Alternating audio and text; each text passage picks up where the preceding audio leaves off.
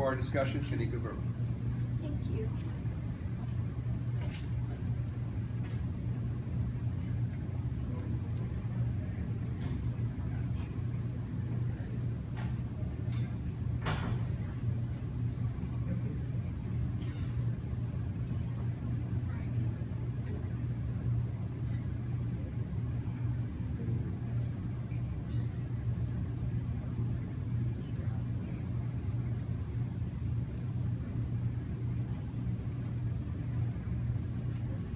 Good morning, everyone.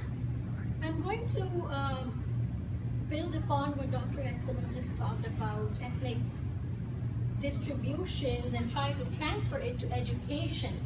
Does that all apply to education also? So the title of my presentation is Cultural Group Variances in Geospatial Thinking of Undergraduates in the United States, Educational Policy Implications. And where's the... So National Research Council, it came out with a groundbreaking report defining what spatial thinking is, a combination of spatial concepts such as distance, direction, representation tools, pictures, images, videos, and reasoning processes such as analyzing, thinking, predicting, discussing. The report also recommended that spatial thinking is malleable, which means that it can be improved with practice, with courses such as GIS, for example, because we're in geography. And the predominant goal of the report was to foster a generation of students who are able to think spatially, not just academically or in their courseworks, but also as a habit of life in their everyday practices. And also use spatial thinking in practical ways, as an applied ways in order to tackle everyday problems. And the report recommended that spatial thinking must be inculcated at all levels in the educational system, starting from kindergarten through college. And then there should be systematic research about what is spatial thinking, what are its characteristics, how does it work, and how does it apply. Now, spatial thinking, of course, is very important, but when we think about undergraduate students, it's very important in helping students to finish their college degrees, especially in STEM fields. And also in everyday problem-solving situations, spatial thinking is also, they are transferable skills that are useful in a lot of careers that we can think of. For example, we use spatial skills and abilities if we are in military or in environmental management, in urban planning, in image analysis, and so on. Even in IT, when we are mostly working on tabletop, right, on computers, but we're using spatial thinking. Now, in terms of research in education literature, it has been found largely that minority ethnic groups such as Black and Hispanics have underperformed. For example, they're not academically prepared for university coursework, they're not as successful in completing their degrees, and they have low retention and graduation rates. But when they're encouraged to view intelligence as malleable, meaning that it can be improved, it reported greater academic engagement and also higher GPAs. Now, in order to increase retention, recruitment, and graduation rates of Black and Hispanic students in undergraduate education, one of the many ways can be to improve their spatial and geospatial thinking. And that's also my policy implication when I talk about it towards the end. So in terms of spatial and geospatial thinking, the focus of my presentation is geospatial thinking, which is spatial thinking, but very specific. It's because spatial thinking is a very broad umbrella term, but geospatial thinking is when we apply it to the scale of Earth.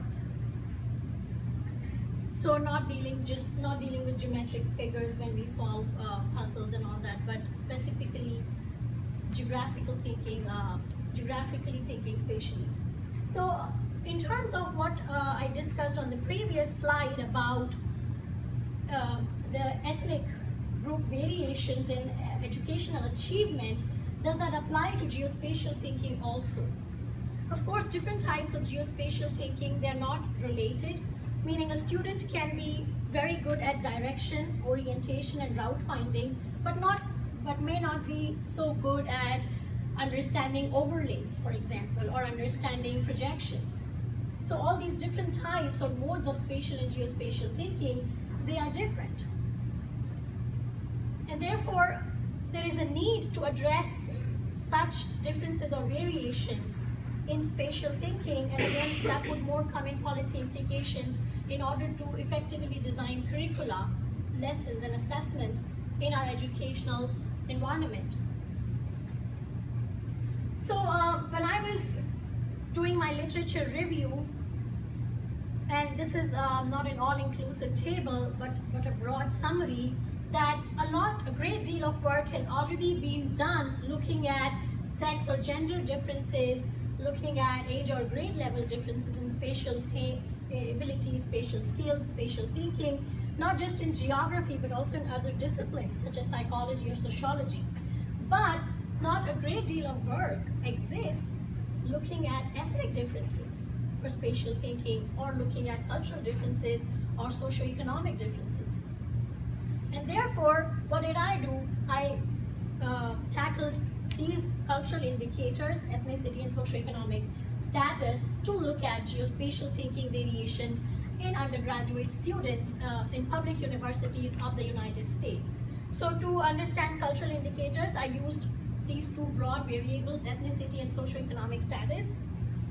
So my research hypothesis that geospatial thinking of undergraduate students belonging to different cultural backgrounds differ significantly. And how did I approach this question?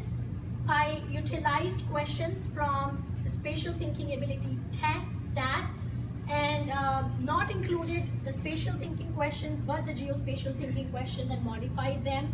And then I developed my own survey, which I called Geospatial Thinking Survey, and I launched a national study online, and 1,479 undergraduate students from 61 public universities in 32 states across 9 census divisions of the US participated in the study.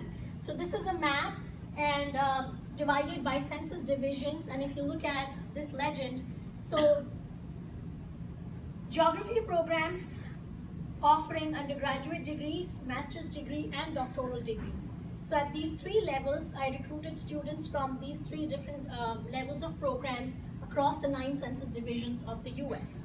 And here is a deeper delving into the data, but if you want to know more about this, we can of course do that during discussions. I'm going to skip this.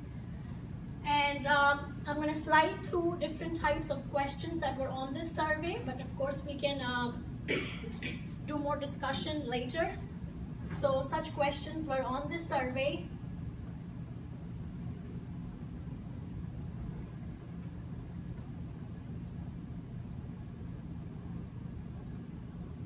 Now for the analysis and findings, I utilized ANOVA, or analysis of variance, to look at ethnic differences or variations for geospatial thinking.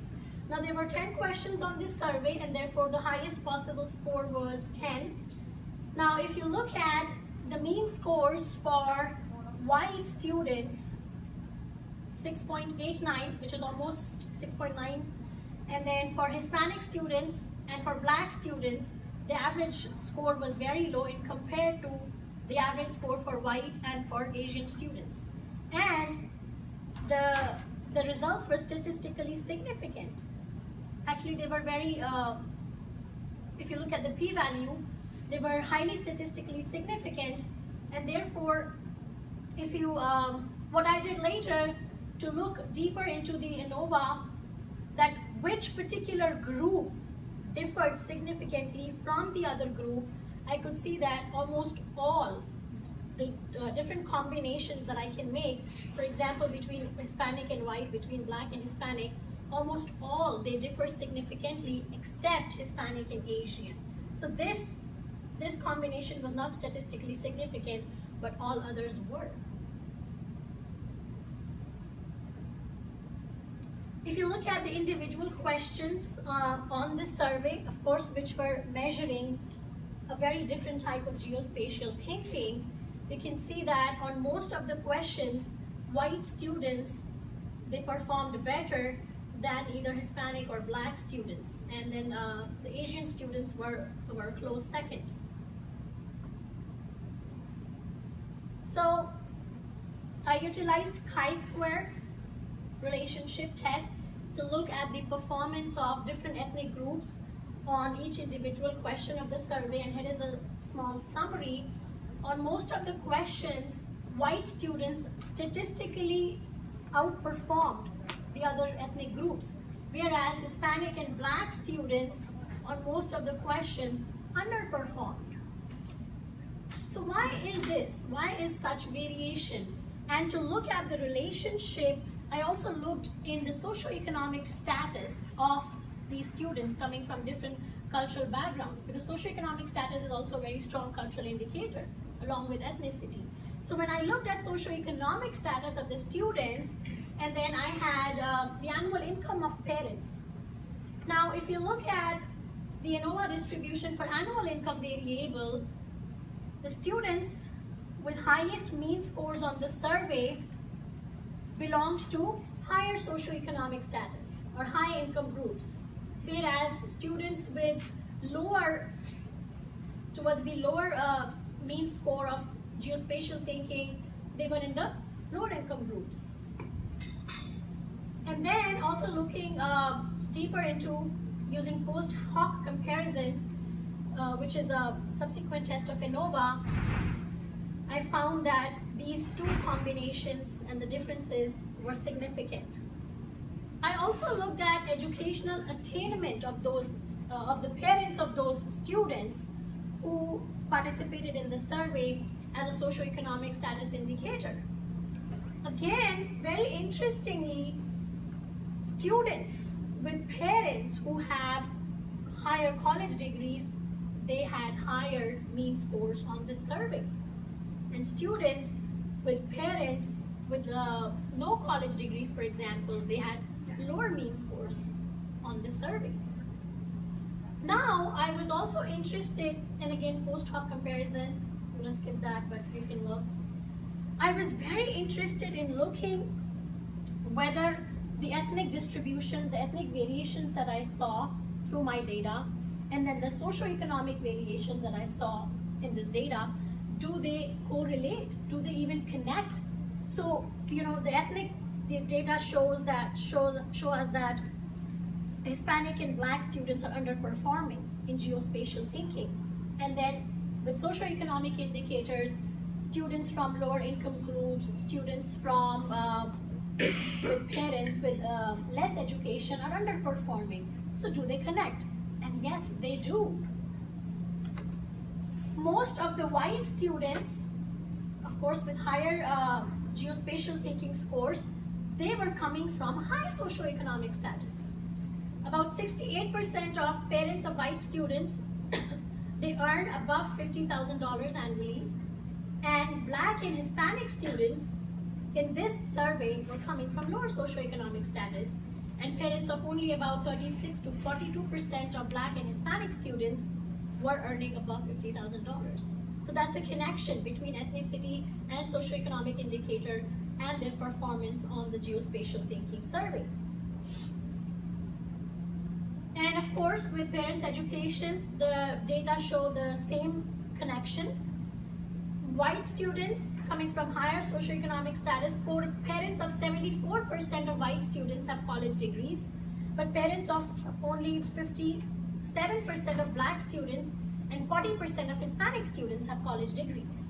So that's very interesting. Now, how about conclusions and implications?